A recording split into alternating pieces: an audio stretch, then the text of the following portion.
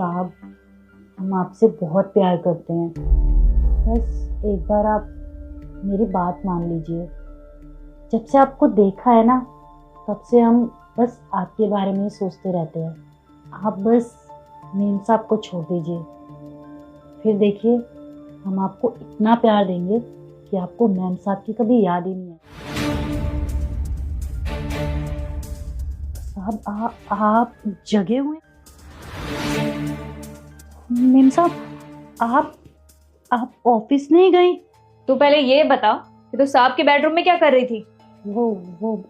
Ma'am साहब, वो साहब को जगाने आए थे कि ये क्या खाएंगे, वही पूछने आए थे। खाना तो वो उठ के खुद खा लेते हैं, तुझे पूछने की क्या जरूरत थी? हाँ मेम साहब, याद आया, साहब जी को दवाई भी तो खानी होती है। अब दवाई नहीं खाएंगे तो बीमार पड़ जाएंगे, इसलिए हम आए थे ताकि खाना खा ले। दवाई तो मैं खुद उठ के खा लेता हूँ और मुझे याद रहता है कि दवाई कब खानी है। तू ये बता, मेरे कमरे में क्या कर रही थी? हम मेम साहब सफाई करते हैं ना, आपके कमरे में हमारा कंगन गिर गया है तो हम वही ढूंढना चाह रहे थे। जिस कंगन को तुम ढूंढ रही थी ना, वो ये रहा।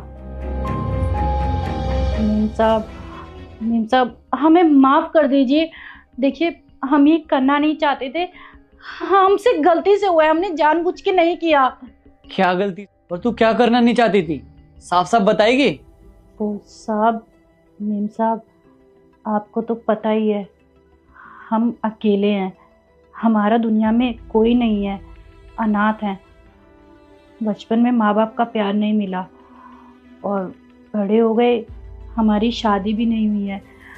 हमारे भी सपने थे मेम साहब, हमारी शादी हो, हमारे बच्चे हो, हमारा पति हमसे बहुत प्यार करे, लेकिन मेम साहब हमसे कोई शादी नहीं करना चाहता था, ये सोच के कि हम अनाथ हैं और हम पढ़े लिखे भी नहीं हैं। फिर मेम साहब हम आपके यहाँ पे काम करने आए और हमने साहब को देखा। साहब कितना हमारे लिए करते थे। हम जब काम करते थे और हमारे चोट लग जाती थी तो साहब हमारे लिए दवाई लाते थे और हमारी छोटी छोटी चीज़ों का ख्याल रखते थे। क्या हुआ? वो सफाई करते करते हमारे हाथ में लग गई। ये कितनी ज्यादा लग गई? तुम सही से काम क्यों नहीं करती हो? 1 मिनट रुको, दवाई लेकर आता हूँ।